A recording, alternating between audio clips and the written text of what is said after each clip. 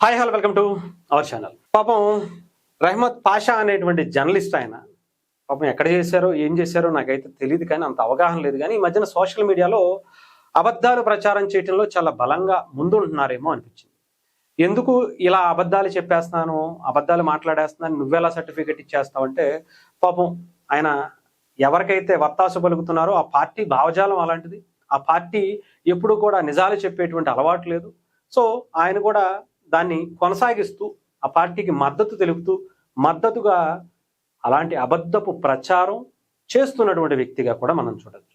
చెప్పాలంటే కులాల మధ్య విద్వేషాలు, మతాల మధ్య చిచ్చు పెట్టడానికి ఆయన ప్రయత్నిస్తున్నట్టుగా నాకు అనిపించింది.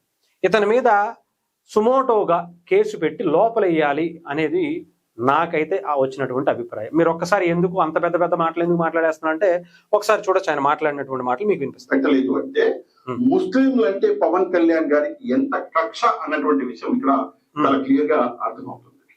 ఆంధ్రప్రదేశ్ లో కాపు సామాజిక వర్గం ఎంతమంది ఉన్నారో దీని గురించి ఆయన స్వయంగా ఒక ట్వీట్ కూడా చేశారు. అది కూడా ఒకసారి చదివేస్తాను. ఆయన చెప్పేది కొంచెం లెంతీగా ఉంటది కాబట్టి ఇక్కడ చూసుకోవచ్చు. 30 రోజు ఇక్కడ ఎదుగోండి. ముస్లింలు దేశంలో అంతర్భాగం అని చెప్పిన పవన్ కళ్యాణ్ గారు ఈరోజు ముస్లింలపై కక్ష కట్టినట్లు ఉన్నారు. రాష్ట్రంలో దాదాపు కాపు సామాజిక వర్గంతో సమానంగా ఉన్న ముస్లింలు మనోభావాలను కించపరిచిన అని డిక్లేర్ చేశాడు ఆయన. కించపరిచిన మా పవన్ కళ్యాణ్ 30 రోజుల నిష్ఠ ఉపవాసాల నుండి జరుపుకునే పండగ రంజాన్. అలాంటి రంజాన్ పండుగ వేళ కనీసం ముస్లింలకు శుభాకాంక్షలు కూడా చెప్పని వ్యక్తి పవన్ కళ్యాణ్ గారు.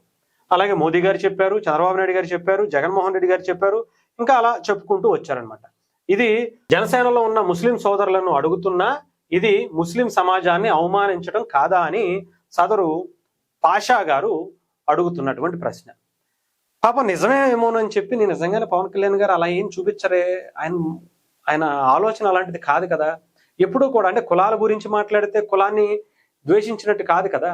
ఒక మతం గురించి ఆయన నా మతాన్ని గౌరవిస్తాను, నా మతాన్ని పూజిస్తాను అని చెప్తే వేరే మతాన్ని తిట్టినట్టు కాదు కదా. మరి పాపం పాషా గారు ఇలా మతాల మధ్య చిచ్చు పెట్టడం అంటే ఇది కాదా అనేటువంటిది ఆలోచించాల్సినటువంటి విషయంగానే నేనైతే చూస్తున్నాను. ఎందుకు అంటే ఆయన డిక్లేర్ చేసేస్తున్నాడు. పవన్ కళ్యాణ్ గారంట ముస్లింలని అవమానించడమేనంట, అది ఆయన డిక్లేర్ చేసేసాడు. మరి సదరు ఆయన మరి కళ్ళు కాకులు ఎత్తికెళ్ళాయా అని నాకైతే అడగాలని అనిపించింది. ఇదిగోండి జనసేన పార్టీకి సంబంధించినటువంటి అఫీషియల్ హ్యాండిల్ నుంచి, అన్ని హ్యాండిల్స్ నుంచి వచ్చినటువంటిది. స్వీయ నియంత్రణతో 1 రోజుల పాటు కఠిన ఉపవాస దీక్ష ఆచరించి ఎంతో సంతోషంగా జరుపుకునేటువంటి ఈద్ ఉల్ ఫితర్ సందర్భంగా ముస్లిం సోదరీమణులకు రంజాన్ శుభాకాంక్షలు అని చెప్పి ఇక్కడ ఇలా జనసేన పార్టీ ఒక పోస్ట్ కూడా వేసింది, ఒక పోస్టర్ కూడా రిలీజ్ చేసింది. అలాగే పవన్ కళ్యాణ్ గారు ఏమన్నా వేయలేదా అని చెప్పి నిజంగా ఆయన చెప్పింది నిజమేనేమో అని చెప్పి అది కూడా చూశాను. డిప్యూటీ సీఎం ఫేషి నుంచి డిప్యూటీ సీఎంగా ఆంధ్రప్రదేశ్లో ఆయన బాధ్యతలు నిర్వహిస్తున్నటువంటి ఆ పేజీ అఫీషియల్ దాని నుంచి కూడా రంజాన్ శుభాకాంక్షలు. ఇస్లాం ధర్మాన్ని అనుసరించే వారు రంజాన్ మాసంలో ఉపవాస దీక్షలు ఆచరించారు. శనివారం ఈద్ ఉలాల్ ఫితర్ వేడుక చేసుకుంటున్నారు.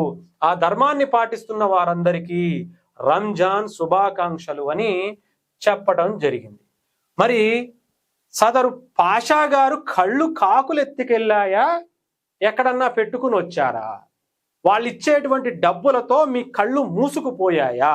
లేదంటే వాళ్ళు ఎందుకని ఇలా అబద్ధాలు ప్రచారం చేయాలని కుట్రలు పన్నుతున్నారు? సదరు పాషా గారు చెప్పాల్సినటువంటి పరిస్థితి ఉంది. ఇక్కడ పవన్ కళ్యాణ్ గారు సినిమాల్లో ఉన్నప్పటి నుంచి ఇప్పటి వరకు కూడా ఆయన చుట్టూ ఉండేటువంటి ఆయన సినిమాల్లో ఉన్నప్పటి నుంచి నాకు బాగా తెలుసు. ఆ వ్యక్తి పేరు కూడా నేను చెప్పను, కానీ చాలా అందరికీ తెలిసింది. ఆయన గురించి కొంత క్లోజ్గా ఉన్నటువంటి వ్యక్తులు ఎవరికైనా సరే తెలిసింది. ఆయన మొదటి నుంచి ఆయన సినిమాల్లో ఉన్నప్పటి నుంచి కూడా ఆయన క్లోజ్గా ఉండేటువంటి సెక్యూరిటీ, ఆయన భద్రతను చూసుకునేది ఒక ముస్లిమే. ఆయన పేరు కూడా నేను చెప్పను, అది పద్ధతి కాదు. అలాగే రాజకీయాల్లోకి 2014లో వచ్చిన తర్వాత ఆయన చుట్టూ ఒక వలయంగా ఒక భద్రత కోసం, అంటే ఆయన నిజంగా నమ్మినటువంటి వ్యక్తులు ముస్లింసే. ఆయన పక్కన పెట్టుకున్నటువంటి వ్యక్తులు కూడా ఎక్కువ ముస్లింసే ఉంటారు. అంత బలంగా వాళ్ళని గౌరవించుకుంటారు. ఆఖరికి రంజాన్ వచ్చేటప్పుడు మీకు గనక ప్రజా పోరాట యాత్ర అప్పుడు, వారాహి యాత్రలప్పుడు కూడా మీరు చూస్తే రంజాన్కి సంబంధించినటువంటి టైంలోనో లేదంటే ఆ మసీదు ఎక్కడన్నా ఆ టైంలో చదువుతూ ఉంటే, ఖురాన్ చదువుతూ ఉంటే మసీదులో వెంటనే ఆయన పబ్లిక్ మీటింగ్ ఆపేస్తారు. లేదా ఆ మీటింగ్ అయిపోయిన తర్వాత అంటే అక్కడ అక్కడ ఖురాన్ చదవటం మసీదులో అయిపోయిన తర్వాత కానీ స్టేజ్ ఎక్కరు ఆయన ఇచ్చేటువంటి గౌరవం అలాంటిది. ఆయన మతాన్ని ఆయన పూజించుకుంటారు. మిగతా మతాల్ని ఎలా గౌరవించాలో తెలిసినటువంటి అసలు సిసలైన నాయకుడు నాకు తెలిసి ఈ భారతదేశంలో ఆయనే. అంత గౌరవంగా అంత గొప్పగా వాళ్ళని గౌరవించుకున్నటువంటి పరిస్థితి. ఇప్పటికీ ఆయన దగ్గర ఉండేటువంటి అనేక మంది సెక్యూరిటీలు అంటే మిగతా వాళ్ళను కూడా నమ్మకుండా ఆయన సెక్యూరిటీగా ముస్లింలకే ఎక్కువ ప్రాధాన్యత ఇచ్చినటువంటి వ్యక్తిగా మనం చూడొచ్చు. అంత గొప్పగా ఆఖరికి రంజాన్ మాసంలో అయితే పూర్తిగా వాళ్ళు ఉపవాస దీక్షలో ఉంటారని ఒక పూట మాత్రమే వాళ్ళకి డ్యూటీ పెట్టి ఒక పూట కంప్లీట్ హాలిడే ఇచ్చినటువంటి ఏకైక నాయకుడు పవన్ కళ్యాణ్ గారు మాత్రమే. అర్థమైందా?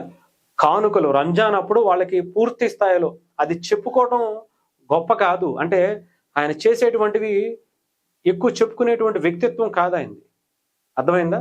ఇప్పుడంటే కొంత ఆయన అధికారంలోకి వచ్చిన తర్వాత లేదంటే పార్టీ పెట్టిన తర్వాత చెప్పుకుంటున్నారు, కానీ అంతకుముందు ఆయన చేసినటువంటి కార్యక్రమాలు ఎవరికి తెలియవు. ఆయన వ్యక్తిగత సిబ్బందిగా ఉండేటువంటి అనేక మంది ముస్లిం సోదరులకు ఆయన ప్రతి సంవత్సరం రంజాన్ అప్పుడు కానుకలు పంపించేటువంటి ఆనవాయితీ పవన్ కళ్యాణ్ గారికి ఉంది. ఆయన దగ్గర ఉండేటువంటి వ్యక్తులు, ఆయన ఆఫీసులో పనిచేసేటువంటి ఆయన సెక్యూరిటీ సిబ్బందికి కూడా అదే పని చేస్తున్నారు ఇప్పటికీ కూడా. తెలిస్తే మాట్లాడాలి, తెలియకపోతే కూర్చోవాలి.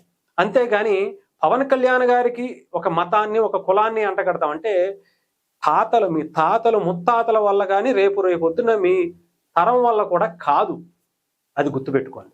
ఎందుకంటే నిజాయితీగా అసలు సిసలైనటువంటి భారతీయుడిగా అందరినీ గౌరవించేటువంటి వ్యక్తిగా ఆయనకి అన్ని వర్గాల్లో మంచి పేరుంది. మీకు తెలియపోతే రండి, మీకు చూపించేటువంటి ప్రయత్నం నేను చేస్తాను. మీకు సరైన సమాధానం వాళ్ళతో కూడా ఇప్పించగలను. కాకపోతే ఆ సోదరులను కూడా ఇబ్బంది పెట్టాలని నాకు లేదు. ఎందుకంటే మీకు అంత వాళ్ళ స్థాయి కూడా మీకు లేదనేటువంటి భావన నాకైతే కలిగింది.